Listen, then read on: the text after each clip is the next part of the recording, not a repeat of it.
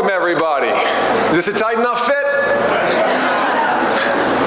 I'd like to begin by acknowledging some folks who are with us here today. First and foremost, the Honorable George Amador, State Senator.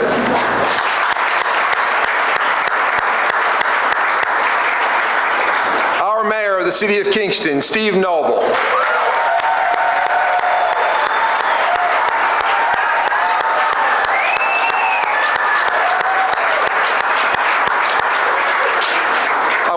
The members of the Ulster County Legislature for joining us, all the town supervisors with us today, and all the village mayors, as well as all the City of Kingston council members who have joined us here today.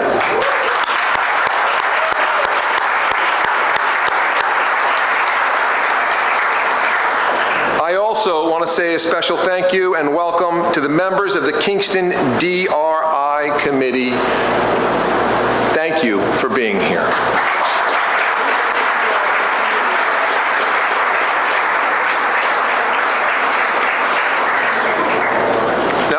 We are enjoyed to be able to, and thrilled to be able to be joined by Governor Cuomo.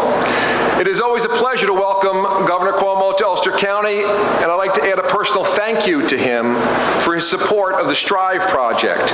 We were able to put a community college satellite campus right next to Kingston High School only because this governor made it possible.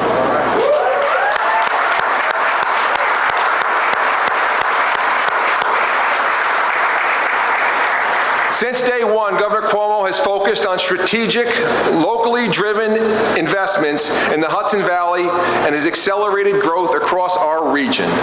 Through his vision for an inclusive, bottom-up approach to economic development, Governor Cuomo is providing the tools and resources necessary for communities to succeed and to grow stronger. Here in Ulster County, the collaboration of business, civic, and academic leaders working along with the state has driven positive change and a serious uptick in our local economy. And this governor doesn't just talk about doing it, he gets things done. Yes.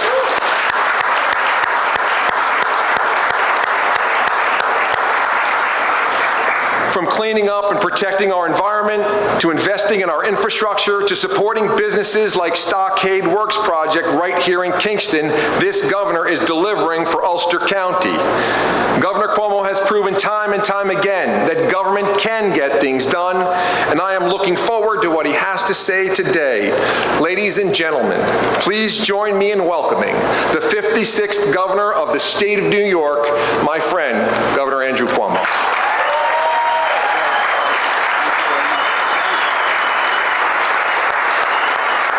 Thank you. Thank you very much. Thank you very much. How cool is this, right? This is going to be a very quick program, and then we get into drinking. It's got to be 5 o'clock somewhere. It's almost 5 o'clock here. It's close enough.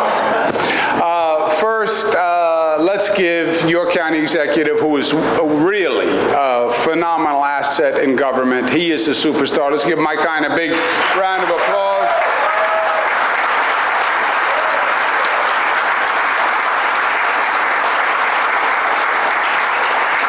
And your mayor, who's doing a super job, Mayor Noble, thank you for today.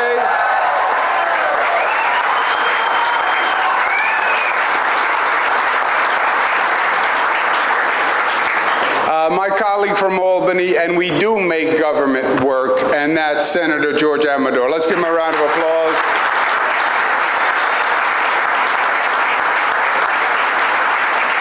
And Mr. Keegan, thank you for having us here today. I think we're going to drink you dry today. Give him a round of applause.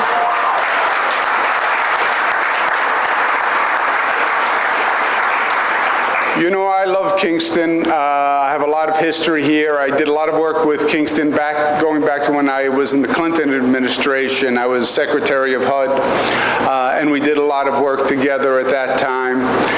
My father always loved the history of Kingston. He used to love to say it's clear why it was the first capital, and it really is. A lot of good memories on Rondout Creek with him. I took him on a boat ride once from Albany, and we came down and we came into Round Out Creek. So appreciate what you have. I mean, you have one of the most magnificent spots on the planet, right? You're on the Hudson River, all the history of the Hudson Valley. Everything you could imagine has been here. So it's my pleasure to be back. And it's my pleasure to see the progress that you've been making in Kingston, because things are going in the right direction and the arrows are pointed in the right direction. And you should all be proud. Kingston has had economic challenges, like a lot of upstate New York. No fault of Kingston, no fault of upstate New York. It was, if anything, we were a victim of the transfer from the manufacturing economy. You know, New York was all about manufacturing. That's what we were, Hudson River, Erie Canal. We were there first, and we invested in manufacturing. And that economy turned like they changed the channel on a TV years ago. And that manufacturing base moved out of New York, moved out of this country. And then upstate New York had to figure out what to do for the second economy. What was the next act, you know? Overnight, you lose 7,000 IBM jobs in the Kingston area. Where do you get another 7,000 jobs? Rochester was Kodak and Bausch and Lomb, and overnight they were gone. Buffalo was a steel town. That's what they did. That's what everybody did. That's what your father did. That's what the family did. And then steel moves overseas. This is a story across upstate New York. State government, frankly, compounded the problem. Why? Because while that was going on, while that transition was going on, the state wasn't being helpful. If anything, it was being hurtful. We kept raising taxes, raising taxes, raising taxes. Businesses are mobile. At one point, they pick up their laptop and they leave. So we had to get our state's fiscal house in order, which we did. We cut spending way down. We now have the lowest spending increases in state government year to year in the history of the state of New York, believe it or not. We kept it down to below 2%. You keep spending down, then you can cut taxes.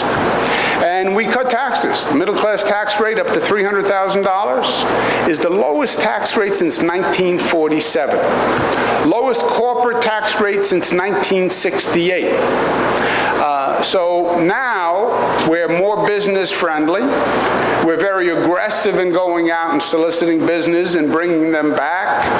Our head of economic development today, Howard Zemsky's in Texas, trying to wine and dine and seduce a company from Texas to come back. I love getting companies from Texas, I'll tell you the truth. It just does my heart good.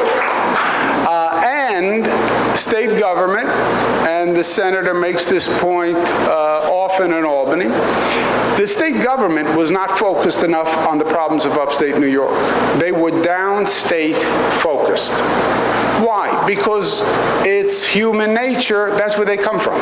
Most of the legislators are from the New York City area. So you want to do for your district, and most of them were from New York City. We changed that philosophy. We said we're going to do what we need to do in New York City, and I'm proud of that, but upstate New York is the area that really needs the help. And the role of government is to provide the assistance to the places that need it. And I'm proud to be able to stand before you today and say my administration has invested more money in upstate New York than any administration in the history of the state, over $36 billion.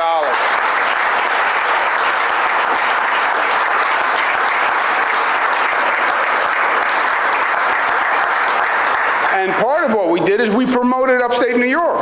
Nobody knew what we had here. It was like a little hidden secret. So we promote it, we advertise it. We started the I Love New York campaign, focusing on upstate New York. We started building tourism, which is a great economic engine. We now have 239 million tourists came last year, highest number of tourists in the history of the state of New York. And tourists bring tourist dollars. We've had a 13% increase in tourism in the Hudson Valley. Tourism is now a $1.8 billion industry. And then we've built tourism-related industries like wineries and cideries and breweries, and it's created a whole new economy. We have wine trails, we now have beer trails, etc. So it's been going very, very well. We also realized that Albany can't sit there and figure out from Albany what works as a business plan for Kingston or what works as a business plan for Buffalo. So we said, look, we have 10 different regions in the state. We call them Regional Economic Development Councils. Each region, you come up with your own plan and we'll invest in your plan. And that's what we've done. And it's gone extraordinarily well in the Hudson Valley. Jobs are up, unemployment is down, we have more to do, but we've made great progress. And then we said we have the states working and the regions are working. You also need the local community to work. And you need to come up with a plan that is really from the bottom up. So we said we're going to have a competition. And we're going to ask communities all across the state, what is your vision for revitalizing your downtown area? And we would award the 10 best programs in the state $10 million each, okay? That was the plan.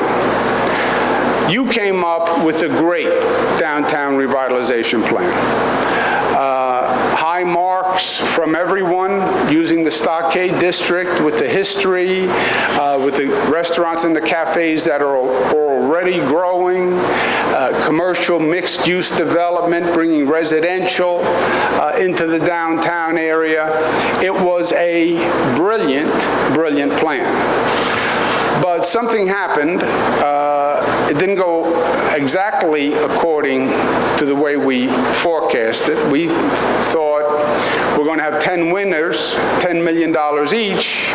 We thought maybe we'd have 15 applications, 20 applications, over 100 applications for 10 spots, okay?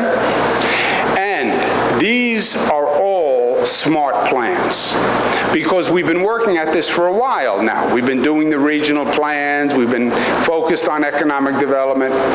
So we have over 100 really, really smart plans. So we modified the program a little bit, and we said first place winners are going to get $10 million each. We'll have second place winners that get $8 million. Third place gets $6 million. Fourth place gets a set of steak knives. So you really don't want to be fourth. And look, I know everybody wants to be first, and that's great, that competitive instinct. But second place, $8 million is still a lot of money, and you can do a lot of good. Third place, $6 million is still a lot of money, and you can do a lot of good. And remember the number of competitors you had here from all across the state that worked very hard. So, with that context, I am pleased to inform you today that you are a first place winner, $10 million.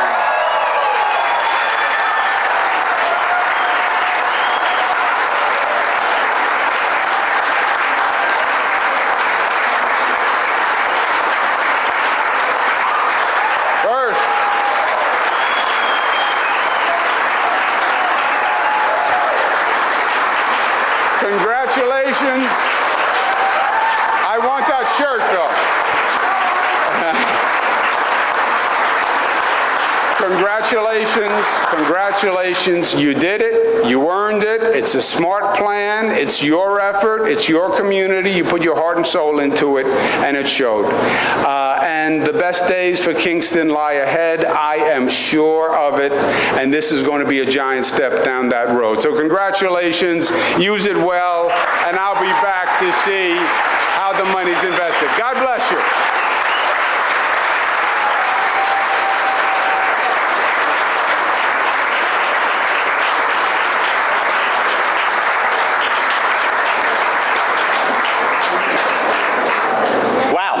You know, and I've been told that for every minute that this speech goes on, I'm actually going to lose $1 million because of the heat in here. And so I am, again, so excited to be able to welcome Governor Cuomo to Kingston and to be able to have all of us today to talk about our plan to revitalize our Stockade District and to be able to lift up our city. As the governor mentioned, we have worked, had some tough times over the years.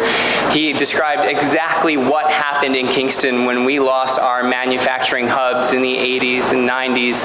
And today, you look around Kingston and you see some rebirth because we had some really committed and dedicated residents who said, you know what, Kingston, I see potential. I see a light at the end of your tunnel. But you know, what we also realized though was in order for this to be successful, we needed to have a revitalized downtown. And for the governor to come out with this initiative last year, it aligned exactly with what we were trying to do. And so again, I applaud you and your administration for recognizing for that our communities and for Kingston to be successful, we need our downtowns to have residential, commercial, a sustainable, resilient, vibrant business district. And if we have that, that will lift up our entire city because we have struggles. There is no question. We have a lot of work to do.